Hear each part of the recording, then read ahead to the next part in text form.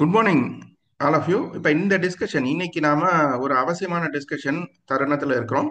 நம்ம இந்த B to B HSN summary, B to C HSN summary இதனுடைய bifurcation April 1ல இருந்தே வர மாதிரி இருந்தது. அதன் பிறகு அப்புறமா டெக்னிக்கல் சேலஞ்சஸால போஸ்ட்போன் ஆகி இப்போ நமக்கு மே 2025 இருந்து அப்ளிகபிள் ஆகுது இல்லையா? ஸோ இது ஒரு முக்கியமான விஷயம். இதை தாண்டி இப்போ இந்த மாதம் நம்ம மே 2025 ஃபைல் பண்ணும்போது இருக்கக்கூடிய சில சேலஞ்சஸ் இதையும் நம்ம பார்க்க போகிறோம். சரி, இப்போ இந்த ஹெச்எஸ்என் சம்மரிக்குள்ள போகிறதுக்கு முன்னாடி லீகல் ப்ரொவிஷன்ஸ், இந்த ஹெச்எஸ்என் சம்மரி அவசியம் இல்லை. எனவே இப்போ போர்ட்டல் வந்து நமக்கு அது கட்டாயமாக்கிருச்சு. பட் லீகல் பேக்ரவுண்ட் இதை பற்றி தெரிஞ்சுக்கணும் அப்படின்ற ஒரு நாலேஜ் சேக்குக்காக நான் இதை சொல்கிறேன். நான் இப்போ நம்ம செக்ஷன் 37 சிஜிஎஸ்டி ஆக்ட் வந்து இந்த return form outward supply, return of outward supply furnish பண்றதை பத்தி சொல்லுது. அது சொல்லும் போது என்ன சொல்றாங்கன்னா, HSN summary classification of product or services இதுவும் அவசியம் அவுட்வர்ட் சப்ளை டிஸ்க்ளோஸ் பண்ணும்போது அப்படின்றது இருக்கு அந்த சட்டப்படி. அதன் தொடர்ச்சியா அந்த ரூலை இம்ப்ளிமெண்ட் பண்றதுக்கு, இந்த செக்ஷன் இம்ப்ளிமெண்ட் பண்றதுக்காக வந்த நம்ம ரூல் 59 இந்த ஜிஎஸ்டிஆர் 1 படிவத்தை பத்தி சொல்றப்போ, ஃபார்ம் ஜிஎஸ்டிஆர் 1 சொல்றப்போ அதுல ஹெச்எஸ்என் சம்மரி ஒரு பார்ட் ஆஃப் தி ஸ்ட்ரக்சரா இருக்கு. டேபிள் 12 அப்படின்னு சொல்லக்கூடிய ஒரு ஸ்ட்ரக்சரா இருக்கு. ஸோ இந்த இரண்டும் தான் நமக்கு சட்ட பின்னணி. ஹெச்எஸ்என் சம்மரி என்பது ஜிஎஸ்டிஆர் 1 என்று சொல்லக்கூடிய அவுட்வர்ட் சப்ளைக்கு அவசியம் இல்லையா என்பதற்கான சட்ட பின்னணி. சரியா? அதுக்கடுத்து இந்த ரூல் 46G இன்வாய்ஸ்க்கான ரூல்ஸ் அதில் பார்க்குறப்போ ஹெச்எஸ்என் கோடை போடணும், இல்லைன்னா அது ஒரு கம்ப்ளீட் வேலிட் இன்வாய்ஸ் கிடையாது அப்படின்ற ஒரு விஷயமும் இருக்கு. இதையும் நம்ம மனசுல வச்சுக்கணும்.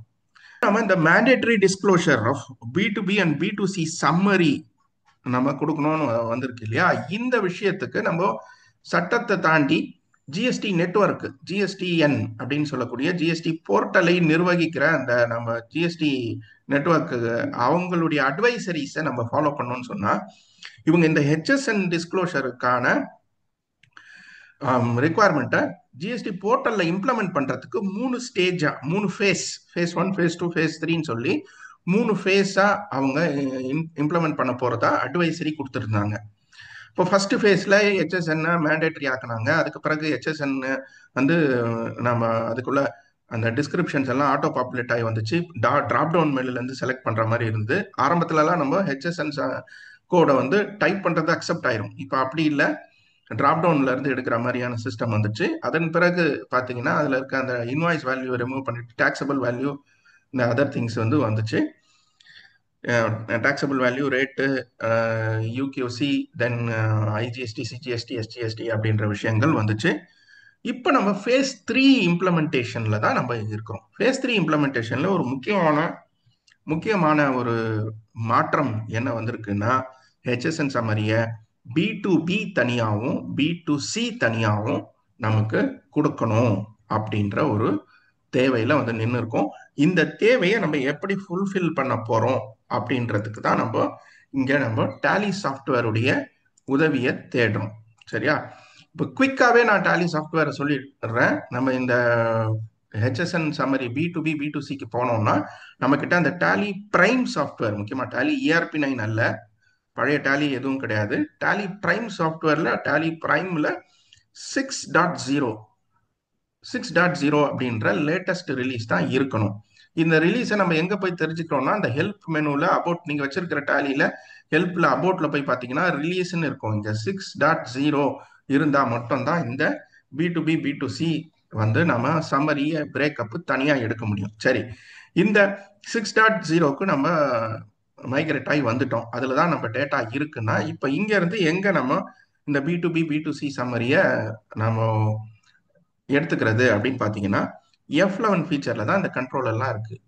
F11 ஃபீச்சர்ல இந்த கண்ட்ரோல் கொடுத்துருக்காங்க. F11 ஃபீச்சருக்குள்ள போனீங்க அப்படின்னு சொன்னா நமக்கு டாக்ஸேஷன் அந்த எலிமெண்ட்டுக்கு கீழே enable goods and services tax act yes இருக்கு இல்லையா? Enable goods and services tax enable இருக்கு. அது கீழே நமக்கு set alter company GST rate and other details. So set alter company GST rate and other டீடைல்ஸ்ல அதை எஸ் கொடுத்து உள்ள போறோம். ஸோ ஜிஎஸ்டி ரேட் மற்றும் அதர் டீடைல்ஸ் ஆகிய இ இன்வாய்ஸ் மற்றும் இவே பில்லுக்கான விவரங்கள் அது மட்டும் இல்லாமல் இந்த ஹெச்எஸ்என் கோடு சார்ந்த விவரங்கள், இந்த ஹெச்எஸ்என் கோடு சார்ந்த விவரமும் அடிஷ்னல் கான்ஃபிகரேஷன் அப்படின்னு சொல்லிட்டு நம்ம டாலி பிரைம் 3.0 இருந்து இந்த விஷயமும் வந்திருக்கு ஆக்சுவலா. இந்த பர்டிகுலர் ஸ்கிரீன்ல இப்போ அகைன் நான் ரிப்பீட் பண்றேன், இதுதான் எல்லாருடைய கேள்வியா இருக்கு.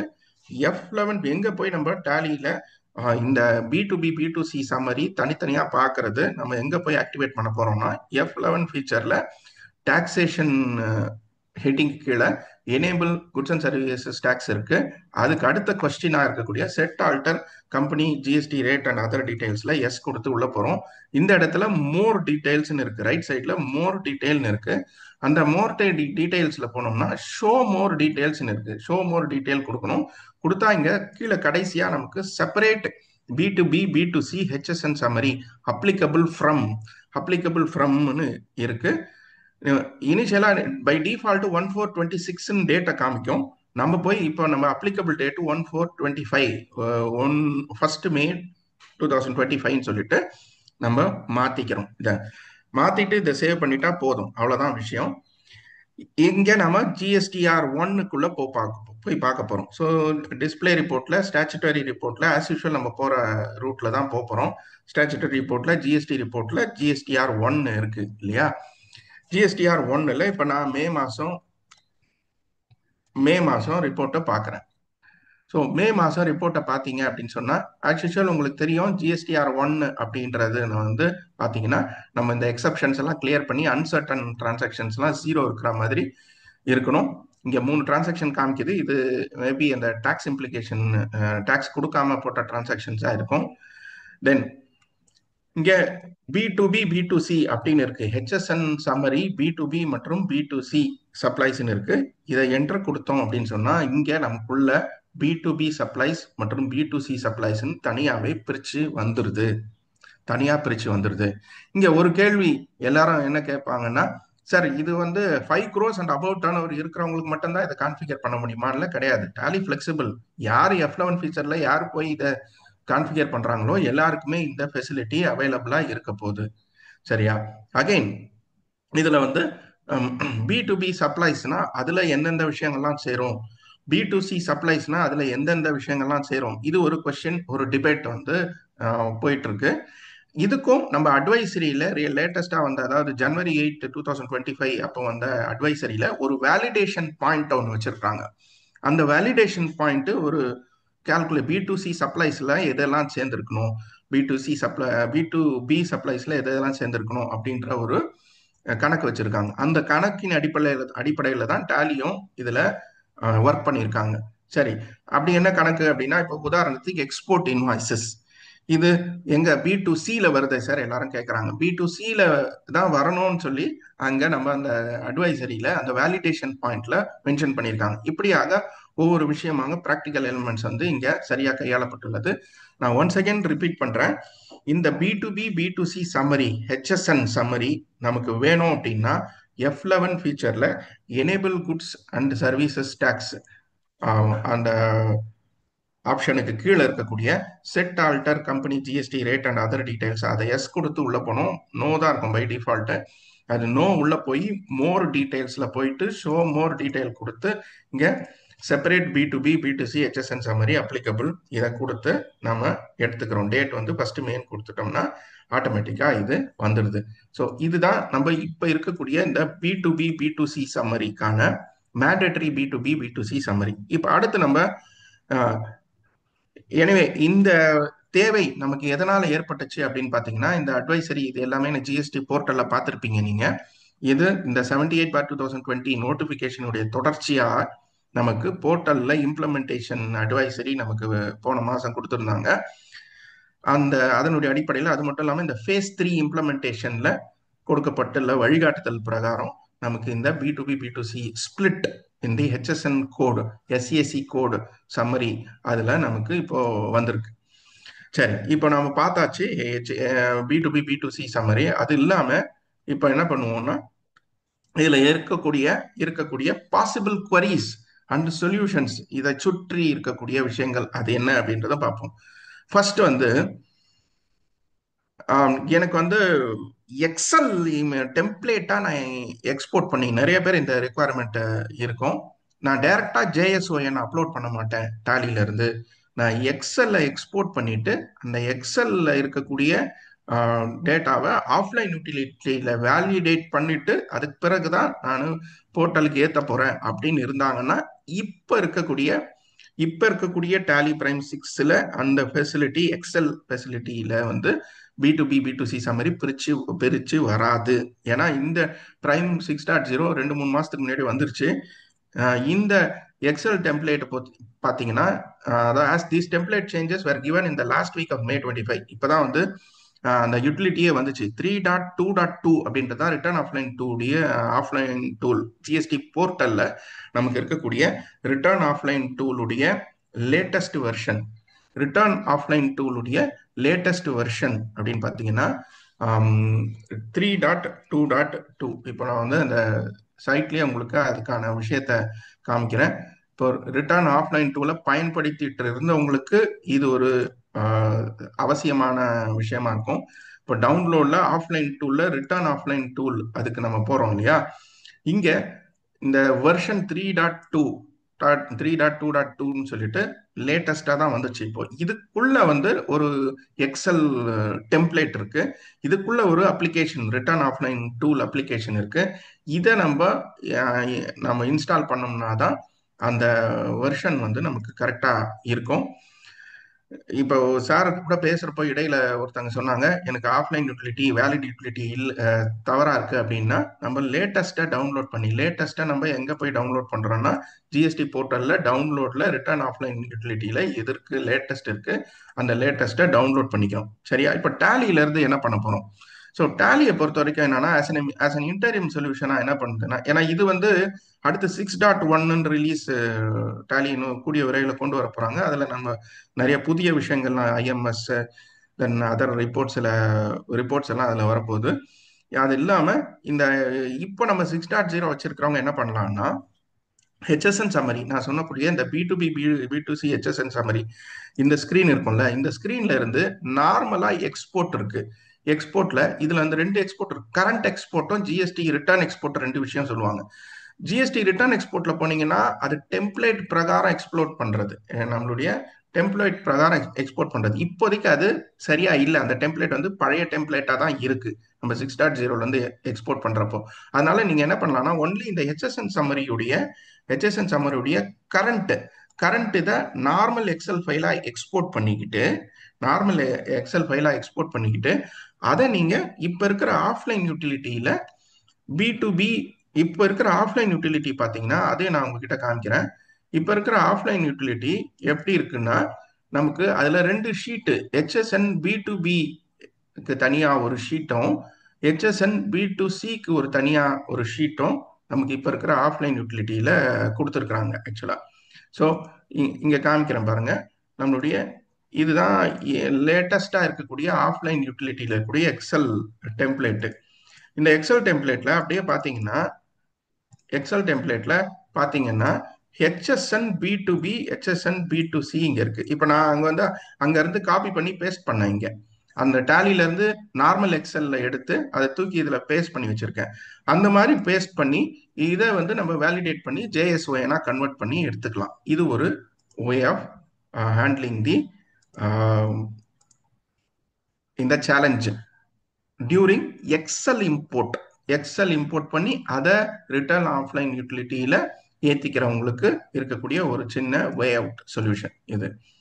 அடுத்தது இரண்டாவது, system failure error happens while filing த GSTR1 either through online R JSON. இப்போ டேலில இருந்து பண்றப்போ சிஸ்டம் ஃபெயிலியர் வருது அப்படின்னு சொன்னா, in such case manually provided description to be removed.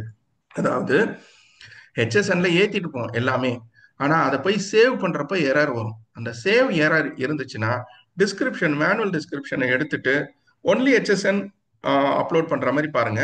ஏன்னா அதுல ஆட்டோ பாப்புலேட்டட் டிஸ்கிரிப்ஷன் வந்தா மட்டும்தான் சிஸ்டம் கரெக்டா அதை அக்செப்ட் பண்ணிக்கும். அதுல இருக்கக்கூடிய டிஸ்கிரிப்ஷனை நம்ம டேலி சாஃப்ட்வேர்ல போட்டிருக்க டிஸ்கிரிப்ஷனை பயன்படுத்தாதீங்க. ஒன்லி HSN மட்டும் அப்லோட் பண்ற மாதிரி இருந்தா அது ஆட்டோமேட்டிக்கா பிக் பண்ற டிஸ்கிரிப்ஷனை வச்சு சேவ் பண்ற மாதிரி பாருங்க. அடுத்த query என்னன்னா, Error message. HSN wise B2B supplies are not reported in table 12. Kindly provide details to proceed. அதாவது எனக்கு B2C மட்டும் தான் இருக்கு. The error is encountered during filing GSTR1 when HSN B2B summary is blank. ஏன்னா நான் B2C மட்டும் தான் supply பண்றேன், B2B எனக்கு கிடையாது. அப்போ என்ன ஆகும்னா எனக்கு இந்த எரர் வரும். B2C மட்டும் போட்டு B2B ல blank-ஆ விட்டுட்டீங்கன்னா its issue under portal. இது போர்ட்டல்ல இருக்கிற இஷ்யூ தான். As the GSTN has built in with a mandatory B2B HSN validation, hence this error is triggered இருக்கும். We can validate in the books or in portal whether any B2B sales exists. ஏதாவது இருக்கான்னு check பண்ணிக்கணும், நம்ம கிட்ட B2B இருக்கான்னு. இல்ல including நில் rated. ஏன்னா நில் ரேட்டட்ல எக்ஸம்டட் நில் ரேட்டட் ஆகிய டேபிள் 8ல நம்ம போடுறப்போ ரிஜிஸ்டர்டு பர்சன் அப்படின்னு இருக்கும். ரிஜிஸ்டர்ட் பர்சனுக்கு இன்டர்ஸ்டேட் கொடுத்திருந்தாலும் ரிஜிஸ்டர்ட் பர்சனுக்கு இன்ட்ராஸ்டேட் கொடுத்திருந்தாலும் அதுவும் B2B-ல கணக்கு வரும். இங்க ஆக்சுவலா நம்ம வந்து ஒன்லி B2B இன்வாய்சஸா தனித்தனியா போடுறது மட்டும் தான் HSN B2B-ல வரும்னு சொல்லக்கூடாது. எக்ஸம்டட் நில் ரேட்டட்ல டேபிள் 8ல ரிஜிஸ்டர்ட் பர்சனுக்கு அகெயின்ஸ்டா நம்ம போடக்கூடிய அந்த இன்ட்ரஸ்டேட் எக்ஸம்டட் நில் ரேட்டடும் இன்ட்ராஸ்டேட் எக்ஸம்டட் நில் ரேட்டட் அந்த வேல்யூக்குரிய B2B HSN சம்மரியும் வர வேண்டியிருக்கும். ஸோ அதுவும் இல்லை எனக்கு அப்படின்னா தென் அந்த விஷயம் எனக்கு இல்லை அப்படின்னா customer might have only B2C transaction or nil exempt மட்டும் இருக்கு அப்படின்னு சொன்னா interstate done to unregistered person தான் இருக்கு. எக்ஸாம்டட் நில் ரேட்டட்லயே டேபிள் 8ல அன்ரிஜிஸ்டர்ட் பர்சன் ஒன்று இருக்கும், அது மட்டும் தான் இருக்கு, ரிஜிஸ்டர்ட் பர்சன் எனக்கு கிடையாதுன்னா it is recommended to provide dummy value. அதாவது B2B-ல வந்து ஒரு டம்மி HSN கோட் போட்டு ஏதாவது 0 இல்லை 1 அந்த மாதிரி ஏதாவது போட்டு சேவ் பண்ணி சம்மரி ஜிஎஸ்டி ஜென்ரேட் சம்மரி கொடுத்து ஃபைல் பண்ணலாம் அப்படின்றது ஒரு வழிகாட்டுதலா இருக்கு. இது எல்லாருக்கும் பயனுள்ளதா இருக்கும்னு நம்புறோம் நம்ம. அடுத்தது இன்னொரு error message. File could not be uploaded, download the latest version of the offline tool. அதான் சார் ஒருத்தர் கேட்டிருந்தாங்க. இதுக்கு என்ன ஒரு விஷயம்னா check in document summary whether any voucher numbering method or special character or space in between the numbering இதெல்லாம் இருக்கான்னு பாருங்க. அதாவது வவுச்சர் நம்பரிங்ல வந்து அலௌடு ஸ்பெஷல் கேரக்டர் இல்லாம வேற ஸ்பெஷல் கேரக்டர் ஏதாவது இருக்கோ, இல்ல ஸ்பேஸ் இருக்கா, இல்ல வந்து நம்ம வந்து வவுச்சர் நம்பரிங்ல ஏதாவது தப்பு பண்ணியிருக்கோமான்றது பாருங்க. சரியா? அப்படி பார்க்கும்போது அதை ரிமூவ் பண்ணுங்க ஃபர்ஸ்ட். ரெண்டாவது ஸ்டெப் ஸ்டில் எரர் ஷோன், திரும்ப எரர் வருதுன்னா use the configuration export separate, அதாவது வந்து செப்பரேட் JSN ஃபைல்ஸ்ன்னு இருக்கும். அதாவது எக்ஸ்போர்ட் பண்றப்போ JSN ஃபைல் ஃபார்மெட்டா நம்ம செலக்ட் பண்ணோம் அப்படின்னா ஒன்றும் இல்லை, நான் போர்ட்டலில் போய் லைவாகவே நம்ம டேலியில் போய் லைவாகவே காமிச்சிடுறேன். இப்போ நம்ம வந்து எக்ஸ்போர்ட் பண்ணுறோம், எக்ஸ்போர்ட்டு GST ரிட்டர்ன் எக்ஸ்போர்ட்டுன்னு கொடுத்தோம் அப்படின்னு சொன்னால் GST ரிட்டர்ன் எக்ஸ்போர்ட்னு கொடுத்தோம்னா அங்கே வந்து நமக்கு மூன்று விதமான ஆப்ஷன்கள் நமக்கு கிடைக்கும். அதாவது வந்து எக்ஸ்எல், JSON, அப்புறம் CSV கமா செப்பரேட்டட் வேல்யூ அப்படின்னு இருக்கும். இப்போ எக்ஸ்போர்ட் இதில் போனோம்னா கான்ஃபிகரேஷனில் இங்கே பாருங்க எக்ஸ்எல் அப்புறம் வந்து எனக்கு CSV JSON அப்படின்னு இருக்கு. இதுல நான் JSON செலக்ட் பண்ணேன் அப்படின்னா எனக்கு இங்க export separate files for each section அப்படின்னு இருக்கு. இதை எஸ் கொடுத்துட்டு ஒன்லி HSN மட்டும் தனியா ஏத்திக்கலாம், மற்ற விஷயங்களை தனித்தனியாகவும் B2B தனியா ஒவ்வொரு டேபிளும் தனித்தனியாகவும் HSN மட்டும் தனியாகவும் ஏத்திக்கலாம். இது ஒரு ஆல்டர்னேட்டிவ் சொல்யூஷன். இந்த மாதிரியான லேட்டஸ்ட் வெர்ஷன் அப்லோட் பண்ணுங்கன்னு ஏதாவது எரர் வந்ததுன்னா இந்த மாதிரி பண்ணுங்க. தென் அடுத்தது GSTR1 JSON file structure has changed அப்படின்னு எரர் வந்துச்சுன்னா this error is encountered by Tally customer. Tally கஸ்டமருக்கு இந்த எரர் வரும். அதுக்கு முக்கியமான விஷயம் என்னன்னா நம்ம இந்த F11 ஃபீச்சர்ல போய் 1/5/2025 டேட்டை கரெக்டாக அந்த செப்பரேட் B2B B2C HSN கொடுத்துருக்குமா பாருங்க. கரெக்ட் டேட் வந்து F11 ஃபீச்சர்ல கொடுத்துருக்குமா பாருங்க. இது வந்து நம்ம எங்க போய் நேவிகேட் பண்றோம்னா F11 ஃபீச்சர்ல போயிட்டு set alter GST rate and other details அதுல போய் அதுல இருக்க சைட்ல இருக்கக்கூடிய பட்டன் டூல் பார்ல மோர் டீடைல்ஸ்ல போய் அந்த மோர் டீடைல்ல டாப்ல இருக்க ஷோ மோரை கிளிக் பண்ணி செப்பரேட் B2C B2B சம்மரியை கொடுக்குற இடத்துல நம்ம டேட் வந்து 1/5/2025 இருக்கா அப்படின்றது நம்ம என்ஷூர் பண்ணிக்கிறோம். ஸோ அந்த சொன்னது திரும்ப ரிப்பீட் பண்ற அந்த விஷயத்த F11 ஃபீச்சர்ல நம்ம போயிட்டு இந்த set alter GST rate and other details அந்த இடத்துல எஸ் கொடுத்து உள்ள போகும்பொழுது நமக்கு இங்க மோர் டீடைல்ஸ் அப்படின்ற ஒரு விஷயத்துக்கு நம்ம கொடுக்குற மாதிரி இருக்கும்.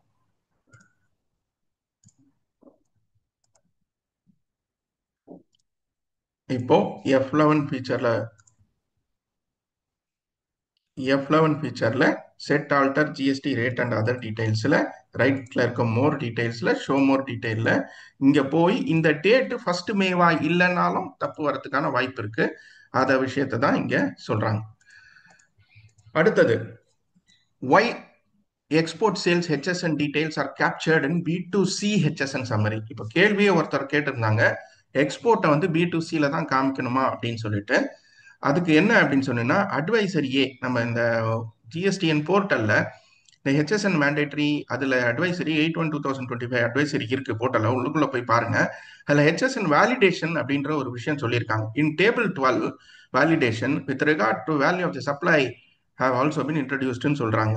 அதாவது இந்த வேலிடேஷன் இப்போ இமீடியட்டா வரலனாலும் இன்னும் 2-3 மந்த்ஸ்ல இந்த வேலிடேஷன் வர ஆரம்பிச்சிடும்.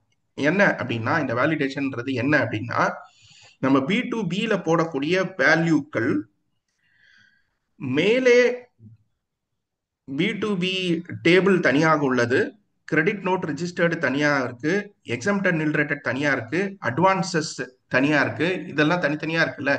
இதனுடைய விஷயங்கள் சம்மரி நம்ம டோட்டல் இங்க B2B சம்மரிலையும் B2C சம்மரிலையும் கொடுக்கறதும் மேட்ச் ஆகுதான்றதுக்கு. சரி, அது என்ன இவங்க பேக்ரவுண்ட்ல வச்சிருக்காங்க பாருங்க. These validation will validate the value of B2B supplies. B2B supplies எப்படின்னா, இந்த B2B table first table 4A 4B 6B 6C table இருக்குல்ல, அந்த டேபிள் அது வந்து ரிஜிஸ்டர்டு பர்சன் ரெசிபியன்ட் ரிஜிஸ்டர்டுக்கு அனுப்புனது. 9A 9B வந்து credit note, register 9A 9B amendment plus credit note வச்சுங்களேன், ரெஜிஸ்டர்ட் பர்சனுக்கு கொடுத்த கிரெடிட் நோட்டு. 9C வந்து அன்ரிஜிஸ்டர்ட் பர்சனுக்கு, சாரி 9A 9B ரெண்டுமே வந்து 9A 9B 9C எல்லாமே வந்து நம்ம ரெஜிஸ்டர்டு பர்சனுக்கு கொடுத்த டேபிள்ஸா இருக்கு. இப்போ அது நம்ம என்னென்ன டேபிள்ன்றது இங்கே உள்ள போய் பார்த்தா தெரிஞ்சிடும். இது என்ன 9A 9B 9C எல்லாம் கொடுத்துருக்காங்க. இங்க பாருங்க, நம்ம டேலிலேயே அந்த விஷயங்கள்லாம் இருக்கு. 4A 4B 4C இருக்கு. இங்க பாருங்க, 9Aன்றது அமெண்ட்மெண்ட்டை குறிப்பிடுது, B2B அமெண்ட்மெண்ட்டை குறிப்பிடுது. 9Bன்றது கிரெடிட் நோட் ரிஜிஸ்டர்டு கிரெடிட் நோட்டை குறிப்பிடுது. 9Cன்றது amendment of registered credit note debit நோட்டை குறிப்பிடுது. இதுதான் வந்து சொல்றாங்க. அப்போ B2B சப்ளைஸ்னா எனக்கு இதெல்லாம் கூட்டி இருக்கணும். B2B amendment, credit note debit note amendment, credit note debit note registered. Then 15ல இருக்கக்கூடிய ரெசிபியன்ட், அதாவது வந்து ரெசிபியன்ட் ரிஜிஸ்டர்டு 15Aல இருக்கக்கூடிய ரெசிபியன்ட் ரிஜிஸ்டர்டு. 15 எதுக்காகனா அந்த இ-காமர்ஸ் ஆபரேட்டருக்காக 14-15 டேபிள் வந்துச்சு இல்லையா, அதுல இருக்கக்கூடிய ரெஜிஸ்டர்ட் ரெசிபியன்ட். அது நமக்கு கிடையாது. இ-காமர்ஸ் ஆபரேட்டரா இருந்து நீங்க வந்து ரெஜிஸ்டர்ட் ரெசிபியன்ட் அனுப்புனா அந்த இது நமக்கு வந்து 14 டேபிள் மட்டும் தான் அப்ளிகபிள். ஏன்னா நான் I am seller through e-commerce ஆபரேட்டர்னா எனக்கு 14 டேபிள் மட்டும் தான் அப்ளிகபிள். ஸோ இந்த டேபிள் எல்லாம் கூட்டினா எனக்கு B2Bல இருக்கிற வேல்யூ மேட்ச் ஆயிருக்கணும். சிமிலர்லி B2C சப்ளை வேல்யூவேஷன்ல இதுல வேலிடேஷன்ல பாத்தீங்கன்னா 5A 6A 7A 7B 5A 6A 7B அதெல்லாம் என்ன இருக்கு அப்படின்னு சொல்லி பாத்தீங்கன்னா, முக்கியமா 5Aல எடுத்துக்கிட்டோம் அப்படின்னு சொல்லி பாத்தீங்கன்னா, நமக்கு வந்து B2C லார்ஜ் இருக்கு, 5A 5B. 6Aல எக்ஸ்போர்ட் இன்வாய்ஸஸ் இருக்கு. அதனால தான் எக்ஸ்போர்ட் இன்வாய்ஸ் வந்து எங்க போர்ட்டல் வந்து வேலிடேஷன் சொல்லுதுன்னா 9A amendment, 9A amendment, but 6A வந்து எக்ஸ்போர்ட் பில்ஸ். இது எல்லாமே அன்ரிஜிஸ்டர்டு.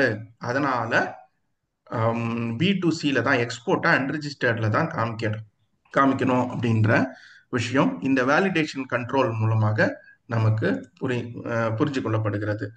இப்போ உங்களுக்கு தெரியும், ஏன் புரிஞ்சிருக்கோம் ஏன் நம்ம எக்ஸ்போர்ட்ஸை வந்து B2C சம்மரியில இன்க்ளூட் பண்ணி காமிக்கிறோம் அப்படின்றது. ஏன்னா the inbuilt validation control in the GST network as well as exporters doesn't have any GST number.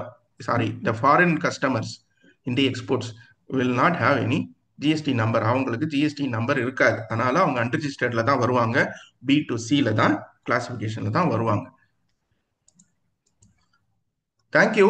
இவ்வளவு நேரம் பொறுமையா இருந்து இந்த என்டையர் வீடியோவை இப்ப அவசியமா இந்த மே மாசம் 2025க்கு அவசியமான இந்த வீடியோவை பார்த்ததற்கு நாம் அடுத்த கேள்வி பதில்களை எதிர்கொள்ளலாம். நாம